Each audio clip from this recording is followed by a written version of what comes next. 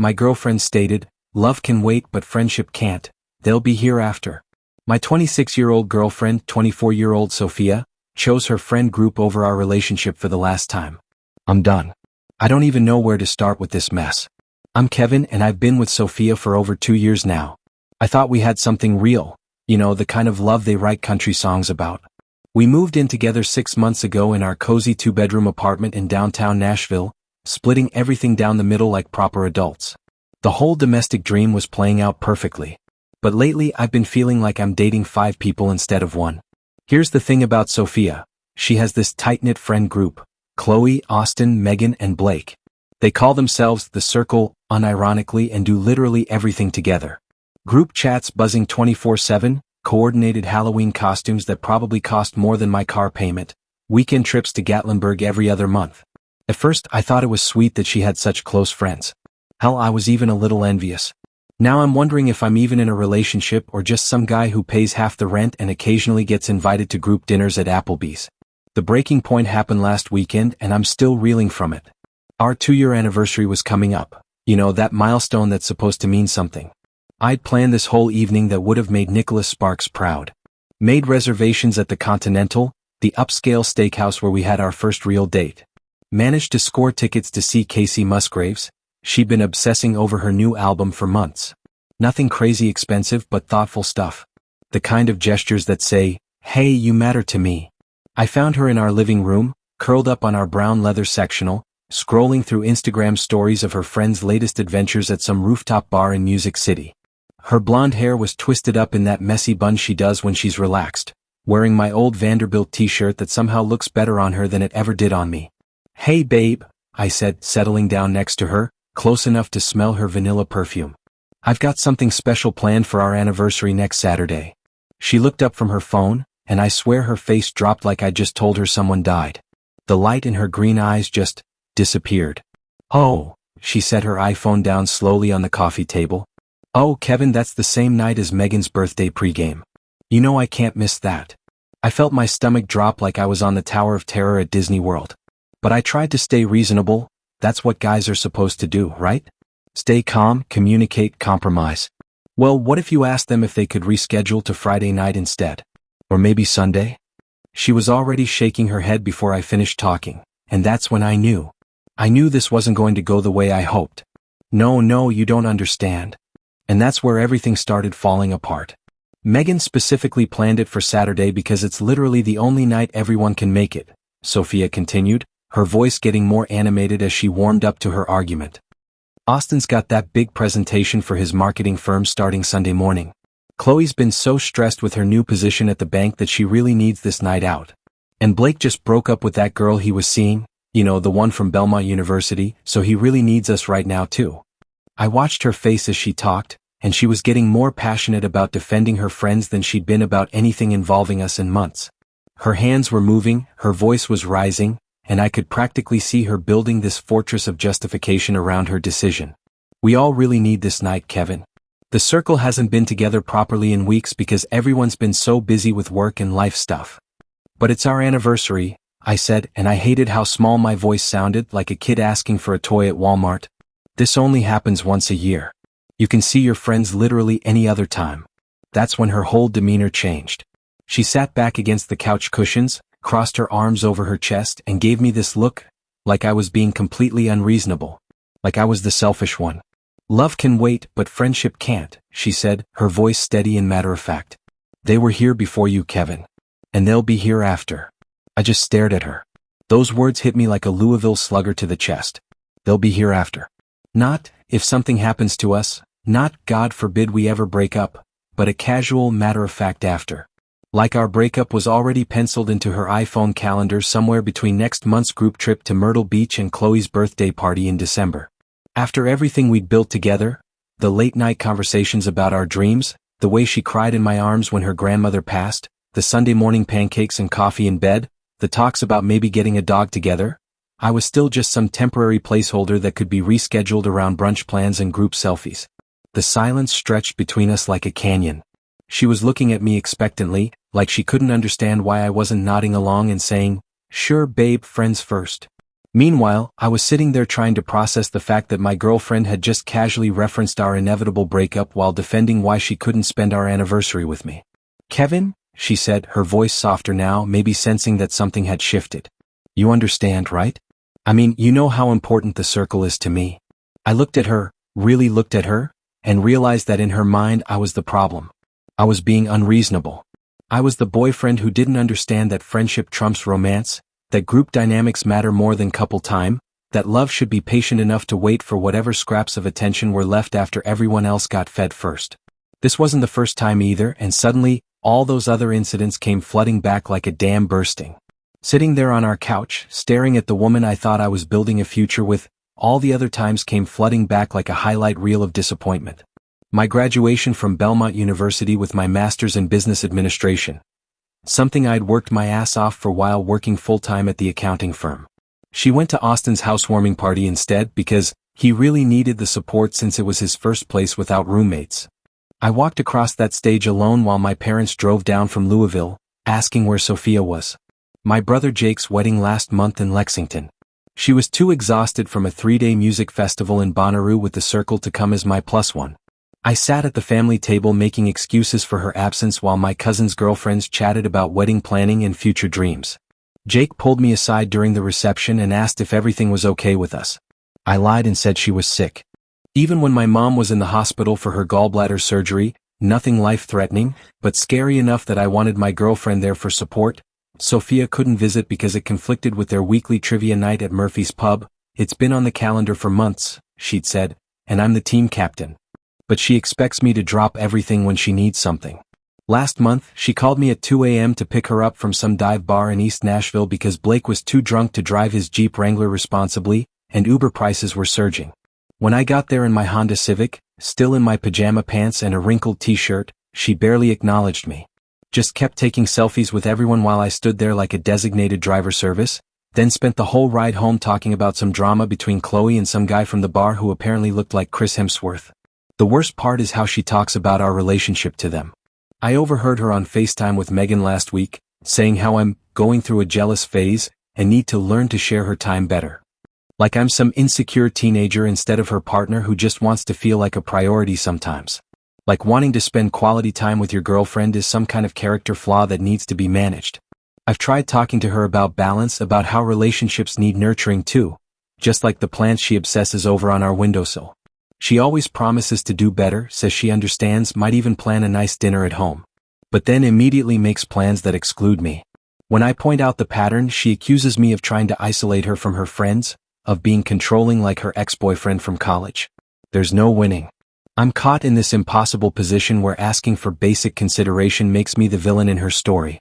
I'm writing this from Frothy Monkey Coffee Shop because I couldn't stand being in our apartment anymore. I've been looking at places online all morning while nursing my third cup of their signature roast. Found a decent one-bedroom in the Gulch that I can afford on my salary alone. The lease application is sitting in my email drafts, cursor blinking. The truth is staring me in the face and I can't unsee it anymore. I love her. That's the hell of it. I love the way she sings off-key to Taylor Swift in the shower, how she leaves little notes in my lunch bag, the way she curls up against me during Sunday afternoon naps. But I can't keep coming in sixth place in my own relationship. My friends think I should give her an ultimatum. My buddy Connor from work says I should lay down the law, make her choose. But honestly, I'm tired of begging someone to want to spend time with me. Is it too much to ask that your girlfriend actually wants to be your girlfriend sometimes?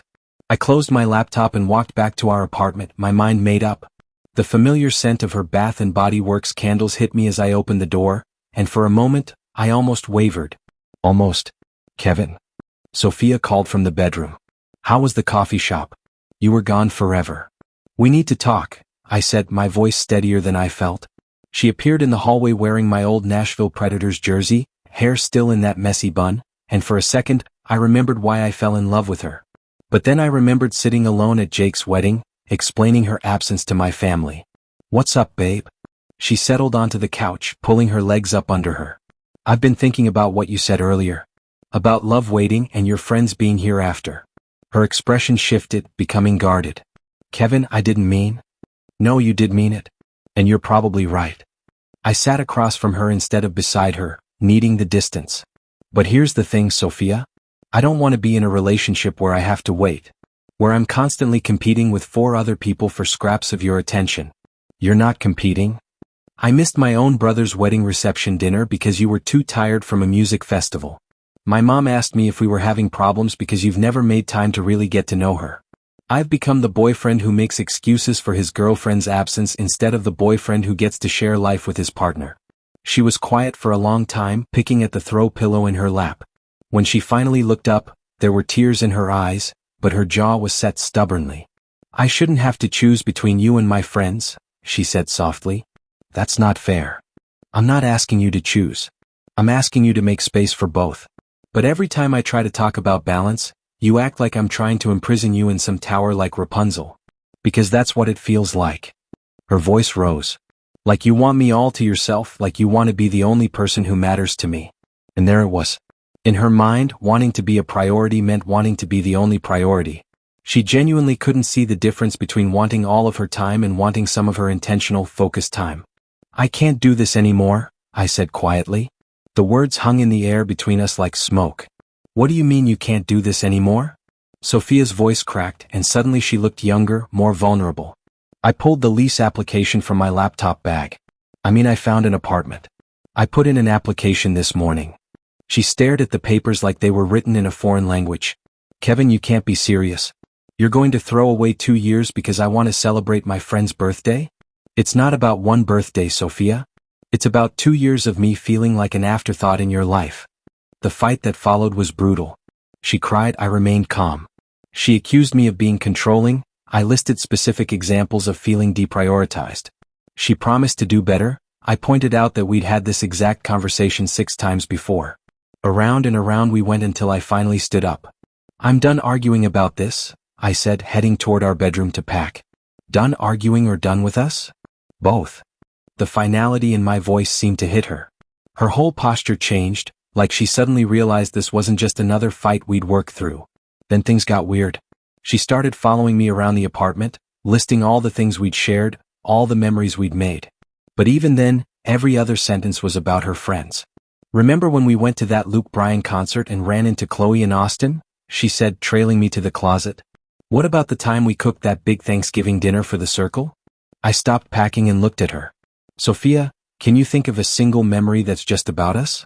Just Kevin and Sophia, no supporting cast. She opened her mouth, then closed it, then opened it again. The silence stretched. Our first date, she finally said weakly. Which restaurant did we go to? The Continental. Who chose it? Another pause. You did. And where did we go after dinner? The overlook at Percy Priest Lake. And what did we talk about? She was struggling now. We talked about. I zipped up my duffel bag. You don't remember, do you? Because even on our first date, you spent half the time texting the circle, updating them on how it was going. I told her I'd be back for the rest of my stuff over the weekend when she was at Megan's pool party. Because of course there was a pool party. Left my key on our kitchen counter next to the coffee maker we'd bought together at Target and walked out. The new apartment in the Gulch was quiet. Peaceful. For the first time in months, I could breathe without wondering who needed Sophia's attention, what group crisis required immediate intervention, or which friend was having a birthday/breakup/promotion/bad day that would take precedence over whatever we had planned. I ordered pizza from 5 Points Pizza, opened a Yazoo beer, and sat on my single piece of furniture, a camping chair I'd bought at Dick's Sporting Goods, thinking this was rock bottom. I had no idea how much weirder things were about to get. Saturday morning, I'm in my new place, finally feeling like I can breathe again when my phone starts going crazy. Sophia's calling non-stop, sending paragraph-long texts about how we need to talk this through like adults, and work on our communication issues together. When I didn't answer, she started having the circle message me too. Chloe sent me this long text about how Sophia is devastated, and I'm breaking up the family. The family. As if I'd somehow become related to people I barely knew by dating their friend. Blake called me immature for ghosting instead of working things out like a man. Austin tried the reasonable approach, suggesting we all meet up at Centennial Park to discuss things openly and honestly. Even Megan, who I'd maybe had 10 actual conversations with in 2 years, felt qualified to tell me I was making a huge mistake. The messages got more aggressive as the day went on. Stuff like, you're going to regret this, and Sophia deserves way better anyway. By Sunday evening they were calling me emotionally abusive for abandoning her without warning, despite the fact that I'd left a 3-page letter explaining everything. Then Monday night happened. I got home from work around 6:30, tired from a long day of spreadsheets and client calls, looking forward to Chinese takeout and Netflix. That's when I saw them, all 5 of them standing outside my building like some kind of intervention squad. Sophia was in front wearing her favorite sundress, the yellow one I'd bought her for her birthday, with the circle arranged behind her like backup dancers. She started talking as soon as she spotted me, loud enough that people were looking out their windows. "Kevin, we need to settle this right now," she called out. "You don't get to just disappear and ignore everyone. We're all adults here." I walked closer trying to keep my voice down. "There's nothing to settle, Sophia. I made my decision, I explained my reasons, and I'm not changing my mind." That's when Blake stepped forward with this gem. "Dude, you're being a selfish piece of shit. Do you know how much you're hurting her? How much you're hurting all of us? All of them." I asked what exactly I'd done to hurt people I barely knew. Apparently, by dating Sophia, I'd become part of their family system, and leaving her was like abandoning all of them. Austin actually used those words, family system. It was literally the most codependent thing I'd ever heard. The whole scene was surreal. Chloe was crying actual tears. Austin kept trying to mediate like he was Dr. Phil. Megan was recording everything on her phone for evidence. Evidence of what? I have no idea.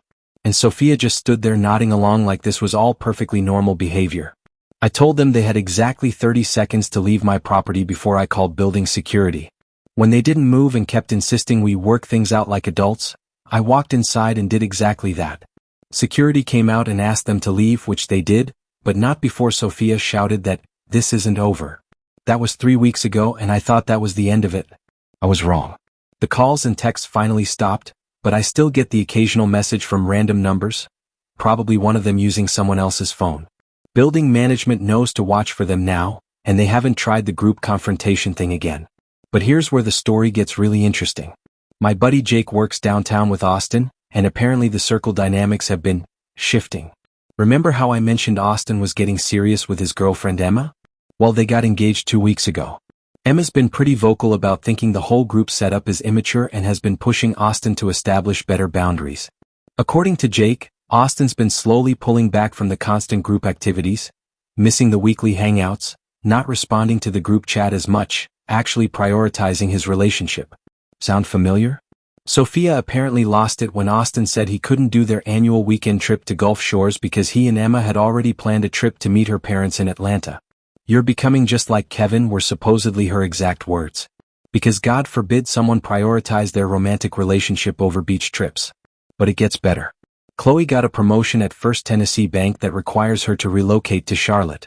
She's been trying to coordinate virtual hangouts and plan visits, but Sophia's been cold about the whole thing. Apparently, she made some comment about how real friends don't abandon the group for career opportunities. Then there's the Megan and Blake situation. I never got the full story while I was dating Sophia, but apparently those two have had an on and off thing for years that everyone just pretends isn't happening. Well, it's happening again, but this time they want to actually date instead of just hooking up after group events. Sophia is not handling this well because it changes the group dynamic, and she's worried about what happens if they break up. So let me get this straight. When I complained about feeling deprioritized, I was being controlling and selfish. But now when she's feeling deprioritized by her friends, suddenly it's a tragedy and everyone is abandoning her. The best part, and I'm getting this through Jake's girlfriend who's friends with Emma, is that Sophia has been going around telling people that everyone is pulling a Kevin on her. Like wanting to grow up and build adult relationships is some kind of betrayal epidemic that I started. Meanwhile, I've been having actual fun for the first time in months. Went to a Titans game last weekend with some college friends I hadn't seen in ages. No group coordination required. No one insisted on taking Instagram photos every 5 minutes. We just watched football, ate nachos, and caught up on life. I've also been seeing someone new. Her name is Rachel, and she's refreshing in ways I didn't even realize I was missing.